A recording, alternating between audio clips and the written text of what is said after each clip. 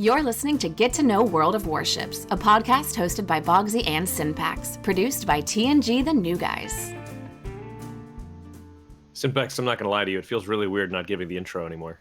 It feels a lot better hearing her do it. Do we get to name check who recorded the intro? Should we do that? Yeah, go for it. Go for it. It's the lovely Miss Bree, who is a good acquaintance. Would that be fair to say? Would that description get you in trouble, Bogsy? No, I feel like she basically lets me be her boyfriend. So I think good acquaintance might be the preferred nomenclature coming from me. All right. Yeah. Well, whenever I describe my wife that way, she gets really pissy. So I can't imagine why. So look, we've got there's a Scharnhorst giveaway. A Scharnhorst giveaway. Yeah, the old Scharny, old favorite. I think it was recently buffed. It's got a slight dispersion buff, I think, along with all the other German battleships. But a beautiful Tier 7, a real good brawler. Anyway, Happa Fodder, our good friend over at Wargaming, has a new contest, and it's actually active this weekend. So from the 27th through August 3rd, he's asking for people to put forward a screenshot of any victory in a Tier 7 ship. Can be in a random battle or a co-op battle. Although if it is a co-op battle, you must show 70,000 damage. Not hard to do to co-op, but the first prize is a Tier 7 Scharnhorst. After that, there's a couple of prizes of 7 days of Warship Premium time, or just for participating. You get 5 pretty nifty red heat camos. So the link to that contest will be down below, and we really wish our listeners luck in pulling down that timeless Tier 7 battleship, the Scharnhorst. I remember, I think the last one of these we talked about was his contest where you had to submit a picture of a ram, right? Yep.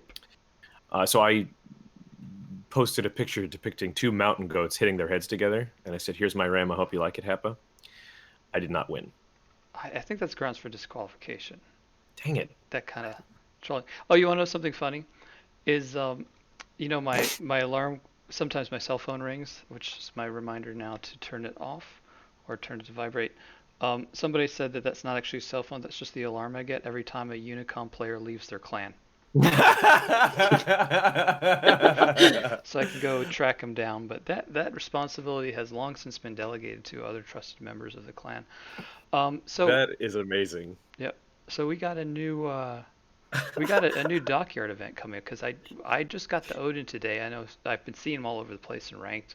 It's a great ship to play. It's also a great ship when you're on the enemy team in a CV, because it doesn't have much AA and it takes those Enterprise AP citadels all day long. But tell us about this new ship that's just been announced for the port, or for the dockyard. All right. Well, folks who follow the dev blog have been aware of the existence of the upcoming Tier 8 American heavy cruiser, the Anchorage, which is basically a Buffalo, a Tier 9 Buffalo at Tier 8. And it is distinguished by having Fletcher torpedoes. So an American heavy cruiser at Tier 8 with 9.2 kilometer torpedoes and smoke. It trades the radar for smoke and torpedoes. It sort of looks to me on paper, if you're trying to look for a pitch for it, it's sort of like a Tier 8 Flint. It fills that role, sort of the way the Alaska and the Flint were similar, but Alaska has radar and no smoke, and the Flint had smoke but no radar. So the Anchorage is going to be the next ship coming in the dockyard. It's going to be able to be built a la the Odin and the Puerto Rico. I think the Odin event went over much better than the Puerto Rico, wouldn't you say? Yeah, I think part of that was the transparency of it, the accessibility of it, how it kind of made sense.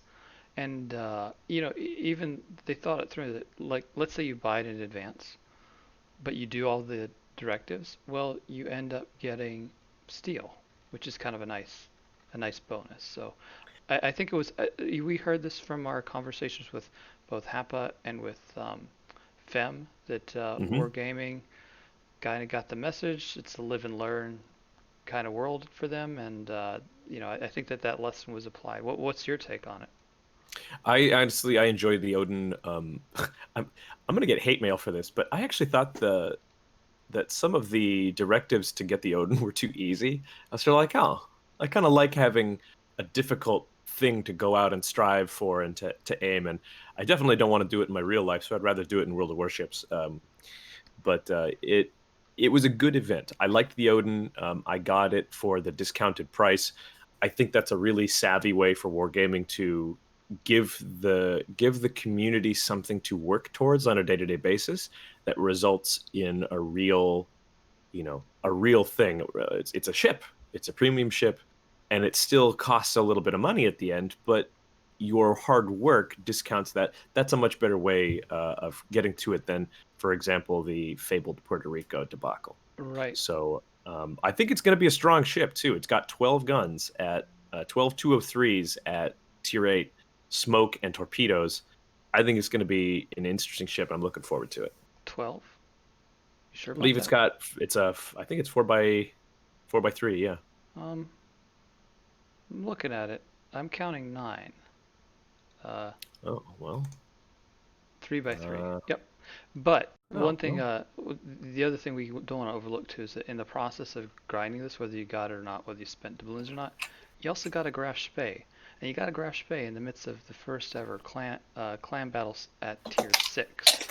So That's true. it was can't accuse them of being stingy with this one. And I wonder not only with the Anchorage that you're going to get the Anchorage, but is there another sort of a midpoint ship that they're just going to throw in there?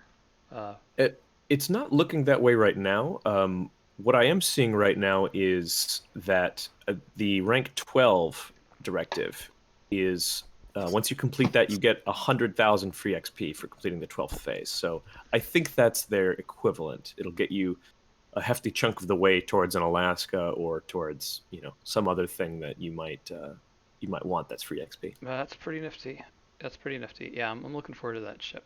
So let's get to our guests. You got it.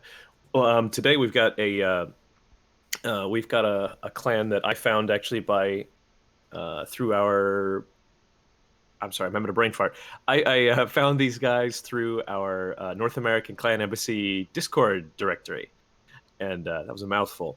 And so I was just sort of checking in on some of the Discords, and I found that these guys have actually created and hosted their own in-house tournament.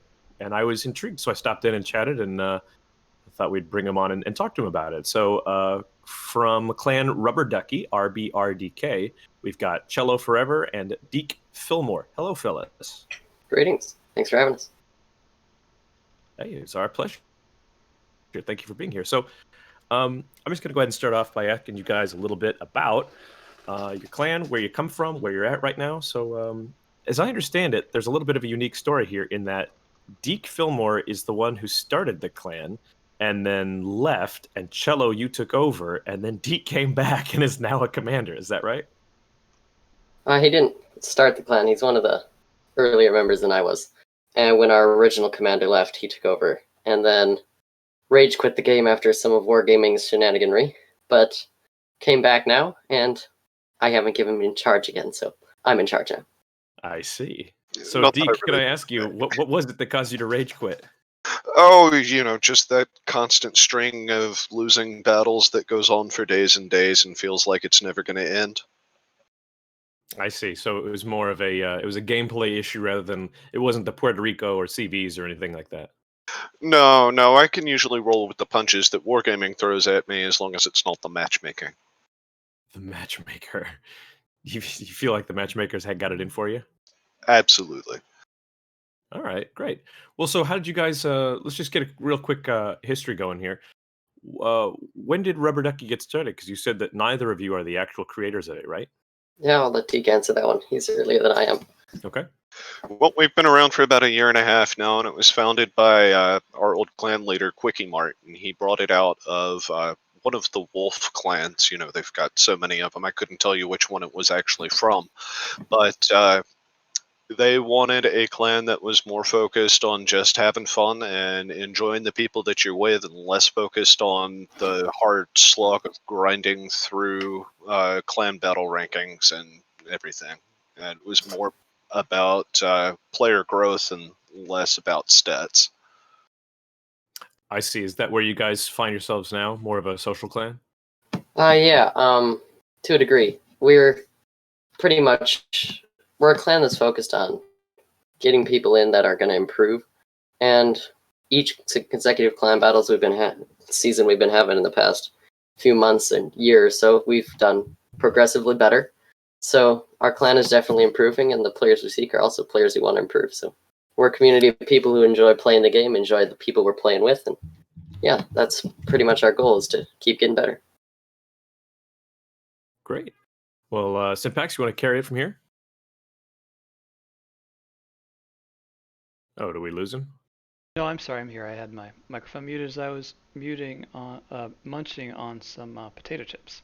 I didn't think you guys would enjoy the sound of that very much, but I'd be more than happy. Some consider it ASMR. ASMR is a very big market, Syntax. Well, I do Foley work for Cookie Monster. So, my question is, as a client that kind of, I read your description. It says basically you rotate everybody who's a member in for clan battles. Is that correct? To a degree, yeah.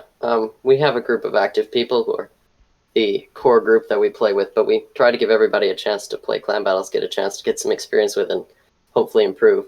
Although in the future we're looking at having a primary division that we play with that tries to move up through the rankings, and then maybe keep Bravo back for when we have a lot of people who are just getting started in clan battles, to help them get their feet wet and improve before we move up to the div where we actually get our rating. Yeah, I saw that because in your description it's like everybody plays clan battles, not just a select group, or it's not that selective. So there's always that tension, because you've probably, if you have an open door policy for applicants. I didn't see it. Did you have, it wasn't listed in your description, but do you have like minimum standards for people to join, like a tier 10 ship, or do you let people bring rentals, or what? Yeah. Oh, go ahead, Deke, if you had something to say about that. Both me and Cello joined the clan when we were tier 6, and we have worked our way up from there, and we try to give everybody the information that they need to really develop a good understanding of the game, and a lot of times it just comes down to whoever's available at the time to get the clan battle running in the first place. We just swap out between Bravo and Alpha as is needed to either protect our rating when we're on a losing streak, or improve it when we're on a winning streak. Yeah. Yep. So it's good because you are going to have a skill gap, and being able to switch between those two ratings, and you let that be the mechanism rather than, say, just benching people or telling them they can't play clan battles. It's like a good way to reconcile it.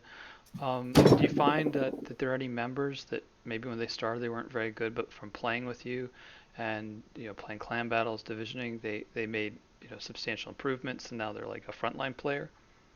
Me. Oh. When I entered this clan, I was 2-6 and I had a 48% win rate.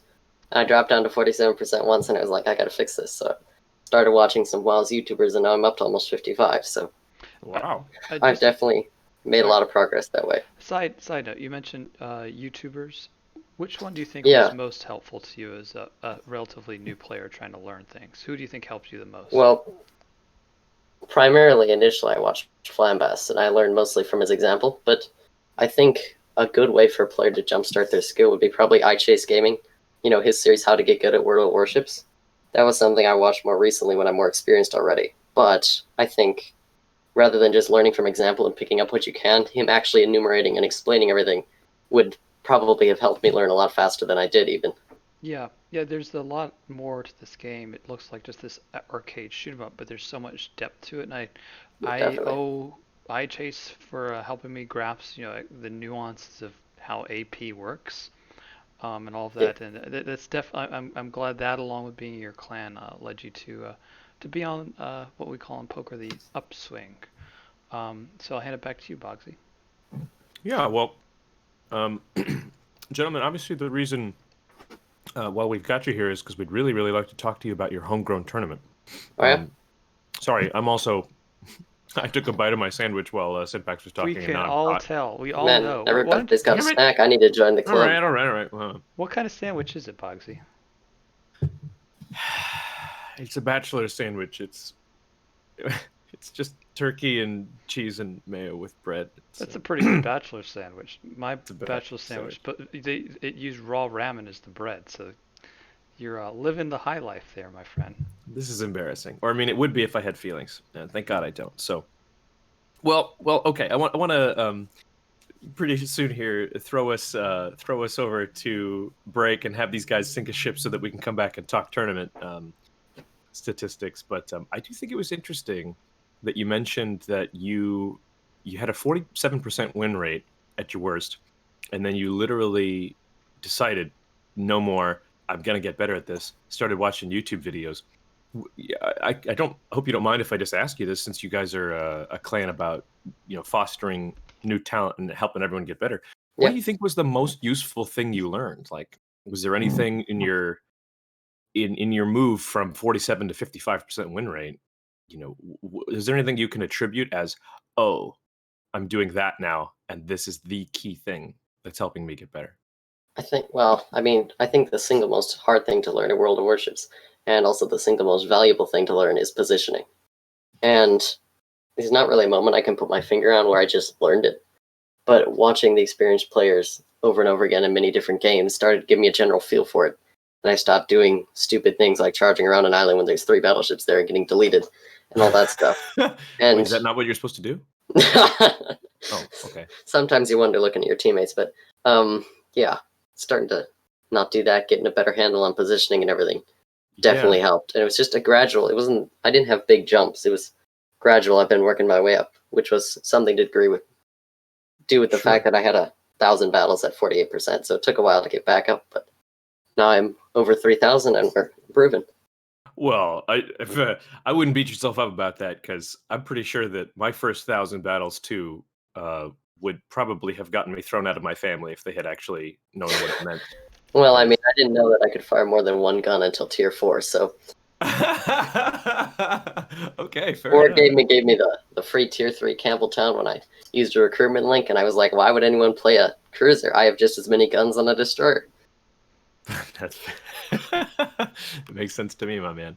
Well, Sidpax, is there anything else you'd like to ask these fellows about playing Rubber Ducky before we take a break and talk about tournaments? I could certainly relate to that story of those first 1,000 battles when you are completely blind to how things are supposed to be, and then you start noticing, I really like to get further. The first time you look at your own stats, or you look at what your win rate is, and you realize, oh wow, that's not good. I want to get better at this.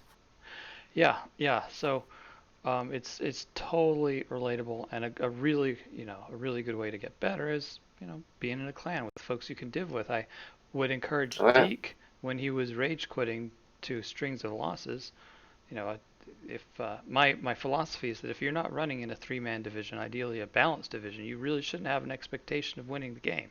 But if you get a 3-man division, you're balanced and with like a destroyer, cruiser, battleship, or something, AA ships with a CV, you'll see that win rate run north of 70% if you're coordinating, playing well. So it's just very relatable, but it's always it's just a common rite of passage, I think, for so many who play this game.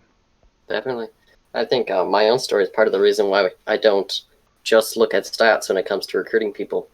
Like, personally, when I do recruitment, I try to, if I see someone who's got potential in a game, I try to division with them for a couple times, get them on the Discord, and just get a feel for how they are, if they want to improve, what the mindset is. And if they are like 48, 49% win rate, great. If they're willing to improve and they want to improve, then we're more than happy to help foster that in our clan. Yeah, that's a noble way to be, I think, because especially with online gaming, there's a very sharp trend I've noticed towards just toxicity. Yeah, I would say creating arbitrary hierarchies where it's like no one's winning any awards over this in real life, brother. Like, relax, it's fine. Help people out.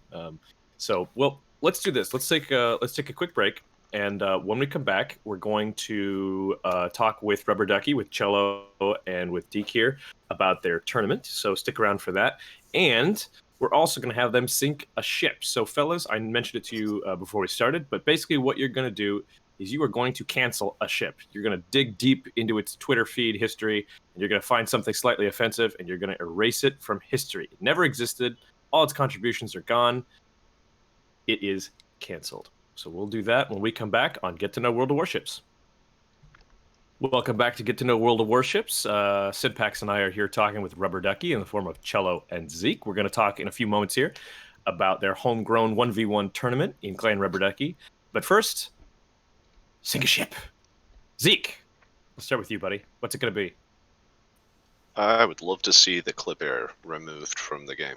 Tell us why. It's too fast and it hits too hard. I have to zoom out every time I have to aim at it, and it drives me absolutely insane. What's your favorite chip to remove the clever cancer? I probably would have to fall back on the good old Wooster. Wait a second. What? You are trying to kill Klebers in a Wooster? Well, at about 6K, yeah. Okay. I was gonna say, I feel like of all things, I feel like the Wooster is so uniquely unsuited for hitting a Kleber just because of the fact that you're basically aiming in a different map grid square in order to hit it at range. No, if you're in Two Brothers, you're aiming on a different map.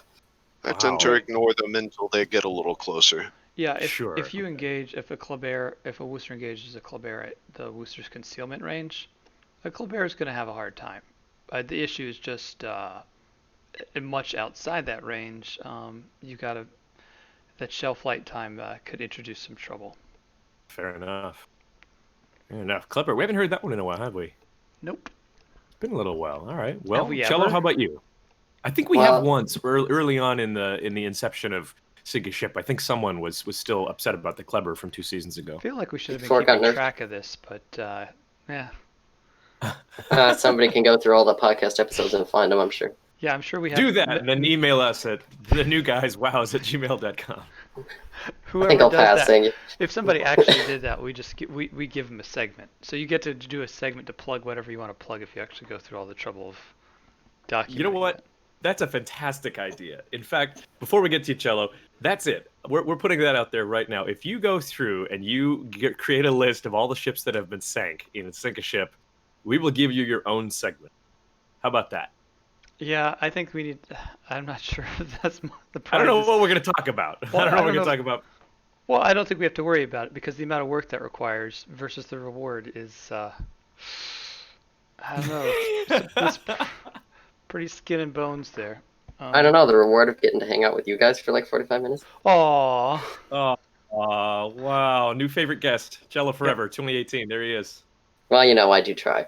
All right. Well, sorry, we've been dilly-dallying around this, so... Yeah, I got my finger on the trigger for a while now. Yeah, right? Well, you know, ultimately it had to be a carrier, and I think if we could all pick the carrier that causes the most angst and anger and just destruction and sorrow and pain in our lives and in clan battles, it'd have to be the Hakuryu. I see. Simply Not the because... Midway, huh? No, because I'm deeply opposed to the idea of being able to take 20,000 in Citadel damage from across the map from a ship that never even has to get in harm's way. And I don't find that fun, and I don't think many people do, so I'm going to sink the Hakuryu, and I will be the savior of this game. You know, I think there's an entire Discord with about 2,000 people that feel similarly to you, so... Well, I guess I'm not alone. If you're ever looking for companionship, well, Hakuryu, a common name on the Sink a Ship segment. I'm sure. Thank you both for doing that. We appreciate it. And Simpax, you got questions about the tournament, or do you want me to start it off? Go ahead. I'm very keen to hear about this tournament. Okay, so yes. So obviously, guys, the reason we have you here is because you created your own 1v1 tournament in Clan Rubber Ducky. You had a whole bunch of stuff that I got to check out. So can you give me just an idea, first of all, of the mechanics of the tournament?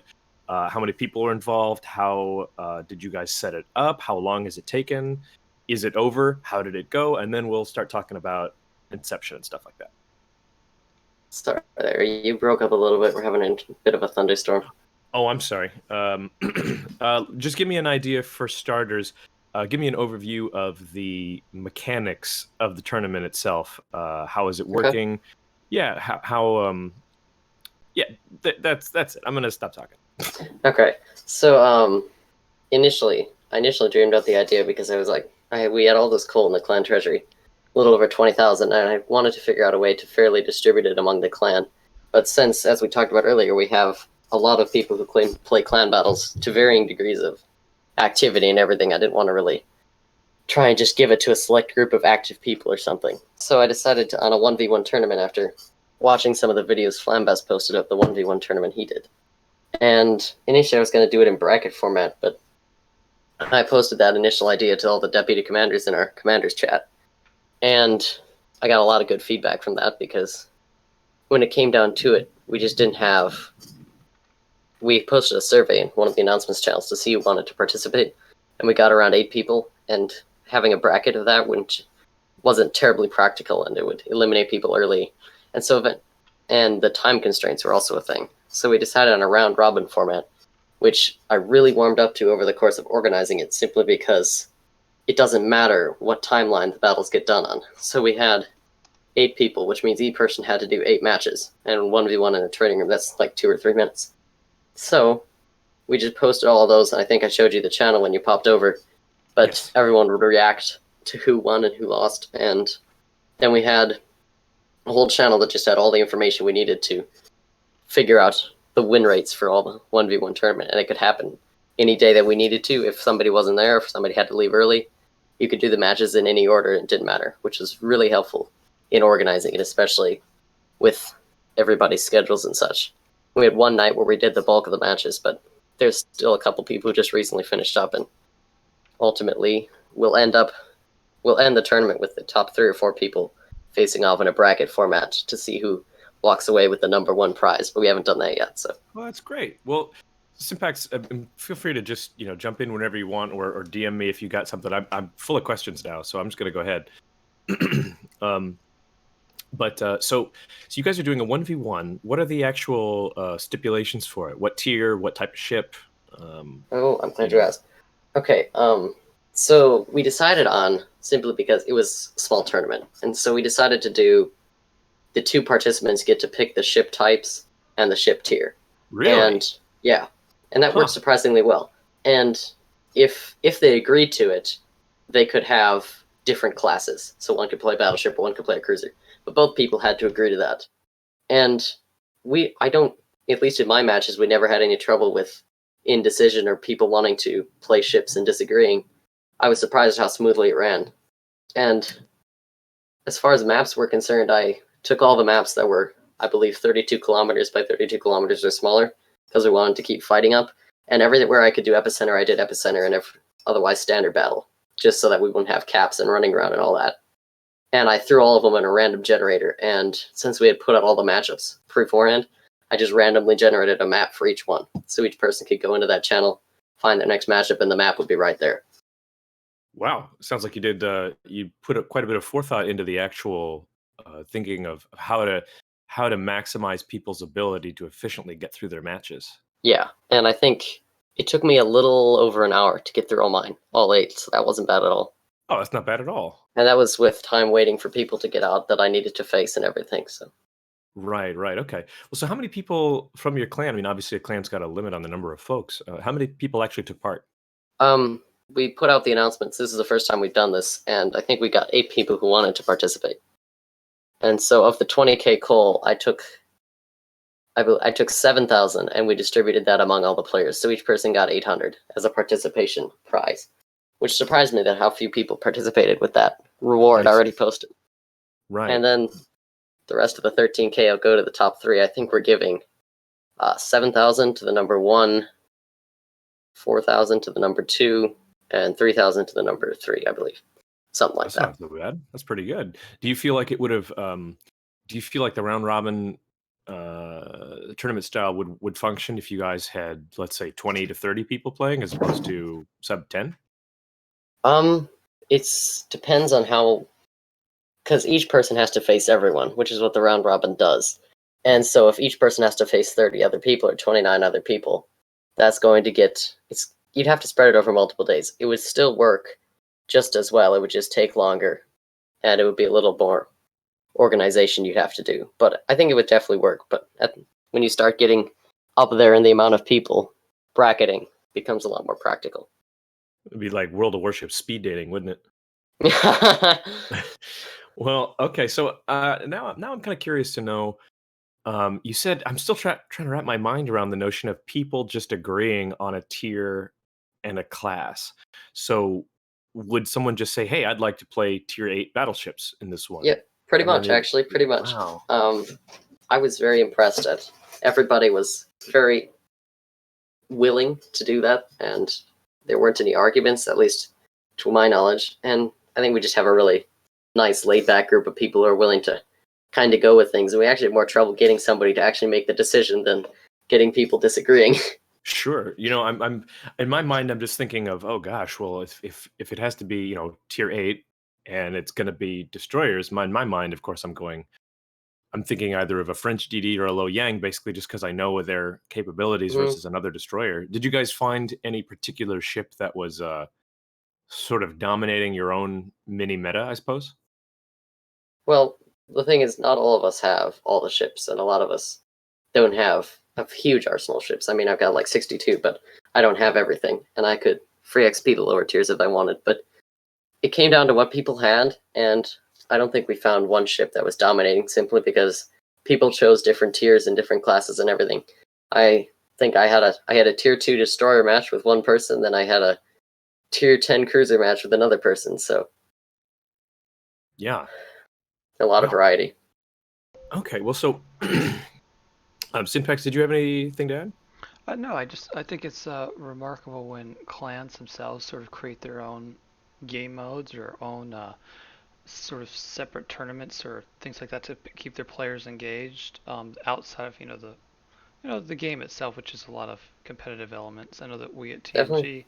we've got a couple things like that where we have our own internal high score competition. I think Bogsy's got a couple of them where the person with the highest score in a win, either damage or XP, gets their name on a board, and if it's a tier 10 ship, they get a little bonus tag. We also encourage things like trifectas, which is where we encourage people to division 3 together, and if they get, the goal is to be the top 3 on a winning scoreboard, which is also pretty cool. So, Oh yeah, we did that the other night. That was cool. oh yeah, it's nice when you Top see 3 it. and the winners, and top 2 on the opposite team, because we had divisions that were sync drop but not on the same team. So that was funny. Oh, that's interesting. That would be a SEP or Pentfecta or something like that. Yeah. Something like that, yeah. Yeah, just those things that sort of encourage and build camaraderie. Was how much of a success would you consider the event? And obviously after the next clan battle season, I think after the next brawl, you're going to be banking some more coal and possibly steel in the treasury. Is this how you're going to resolve that going forward? I think it's worked very well. It went a lot quicker than I expected. We got through the matches even faster than I'd hoped, which had something to do with the fact that we could have as many as we had people ready to play running at the same time. We could have 3 or 4 getting done, and that helps you get through 64 matches pretty quickly when each one's around 5 minutes and you have 4 people going at once. 4 matches, that's 8 people. And right, but well, let me ask you this though. I mean, it was a mutual agreement about what class and tier would be, because I mean, some people have a premium of each class at every tier, so it's easy to just drop a captain, but other people they don't, or moving captains is expensive. So I guess that was the way of reconciling it. I guess if as long as everybody's friendly about it, and it seems like that would be the case in your clan. I wonder if there would be any way to make this work into sort of a broader tournament that because we recently had on our the North American Clan Embassy Discord, O7 was promoting their tournament, which was a torpedo jousting, torpedo jousting tournament. It seems like a lot of fun. But some way to make this work for a broader tournament in a way that would be accessible. Maybe you'd some automated system that would just see what ships you've got, or you check in on certain ships. I've thought about something like that. If we did it on a larger scale with people that you couldn't guarantee would be civil and not stubborn and obtuse about choosing ships and everything, the same way we randomly generated the maps, we could also randomly generate the ship tier and ship class if we wanted. Because I could have tiers 1 through even you could exclude tiers 1 through 4 if you wanted to, but just have all the tiers and have all the maps and have all the ship classes. And then you can just randomly generate one of each, put that in the matchup, and that's what they have to work with. And you could even, if you wanted, pick like the 2 most overpowered ships of that tier, and you could also randomly generate one of those to be blocked, or just exclude certain ships. Like, really, there's a lot of possibilities for it if you want to. Yeah, I mean, there is an app called the Random Ship Picker. So maybe if you've ever been bored what ship to play, it looks up the ships that are in your account, and it just randomly picks one. You can filter it so it only picks among premiums or certain classes or tiers. That's cool. Yeah, it's part of the Yaslin install pack. I'm not sure if it's part of the Interesting. official Wargaming. Yeah, server board. So sometimes we'll just have one person. They'll randomly pick a ship, and many of us that we usually do it with have a pretty wide array of ships, if not all the ships. Yeah. But maybe there's some mechanism that could allow for it. Did this idea perhaps come to you from the 1v1 brawl, not brawl, but 1v1 ranked sprint season, or because that was also a lot of fun.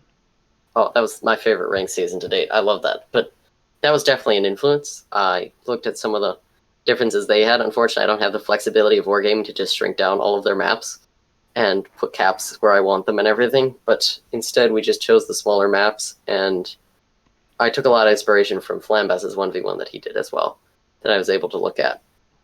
His was a bracket format, but that's where I kind of got the idea for it.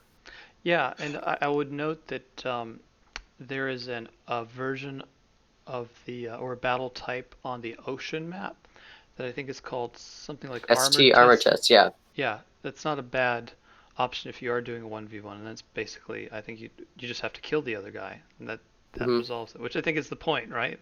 It is. The reason we didn't do that one is so that people could play around cover more. Because if you're doing ocean, there's a lot of ships that are just generally superior on ocean, and we wanted to have some dynamics with islands and everything. So one of the biggest things that I think I've learned from this first 1v1 tournament is that despite the fact we all hate epicenter and random, it is really useful in a 1v1 setting to force the fight. Yes. You don't want to have people going opposite sides of the map the entire game trying to cap. So having epicenter in the 1v1 is very, very useful. Let me. I meant to ask. I guess one of the factors in this. What did you set the game timer at? Game timer we set at 15 minutes, I believe. Okay. There were people who wanted to make it different time limits for different ship classes, but it seemed like an isolated problem where they were having with destroyers running away and everything, and just going in each other's bases and stuff. But I don't think we had a widespread issue with that. Might be something to look into if necessary, but I could see, it seemed okay. I could see basically locking a destroyer on epicenter, locks in a point lead, and then plays Ring Around the Rosie. Yeah. So you, I'm not sure that there's there's a big enough difference in a destroyer's ship speed such that one could get a cap and a cap point advantage before the other destroyer could touch that cap. I guess it's just an awareness, but since less of an issue because you're forcing them not only to play the same tier but the same class.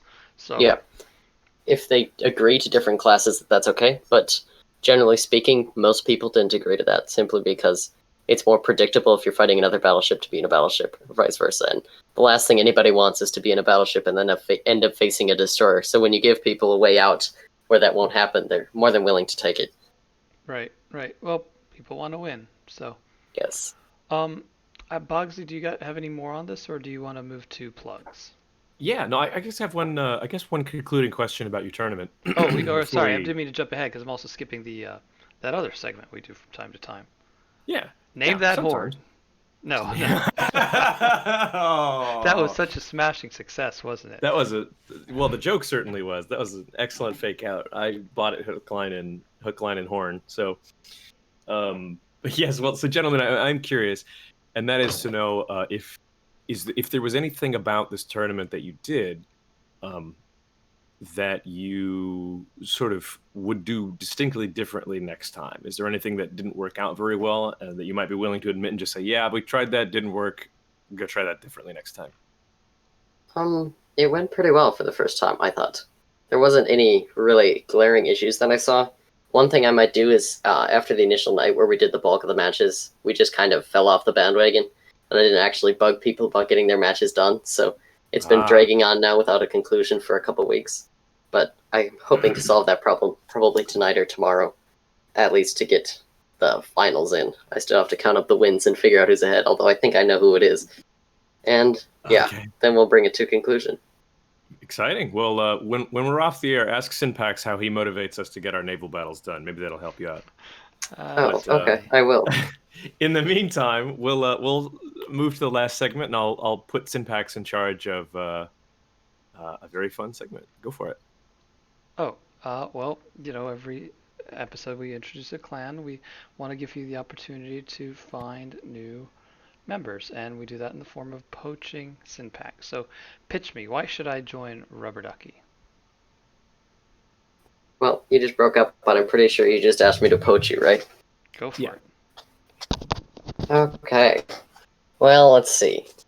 Well, if you're interested, the community we have at Rubber Ducky is a community of players who want to improve, and we're all working towards that goal. And while we may not be the best of the best, I think the vast majority, in fact, I'm sure the vast majority of the players who play this game are not the best of the best. And so what we are is people who enjoy this game, and we're people who want to get better at it. And if you also enjoy the game, play it regularly, and want to get better, then we would really welcome you to join us.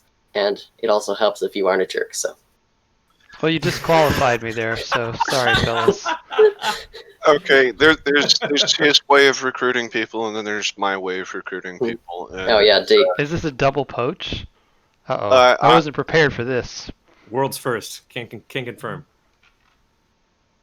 join Rubber Ducky, and I will cook you dinner on clan battle nights. I'm a chef. Yeah. Deke, if you post pictures in the clan room of what he had for supper, we just all lose all concentration and we lose the battle, so. Well, we're used to that over here, but it sounds scrumptious. In fact, why don't you send us a picture of your best dish, and we'll include it in the the podcast description below, along with plugs. So with that, I think we'll move us over to plugs. We will, of course, have a link to the Rubber Ducky Discord down below. We will have a link to the contest page where you can submit your screenshot for the opportunity to win a Tier 7 German battleship, the Shiny Horse. As always, Bogsy's Twitch stream is down there.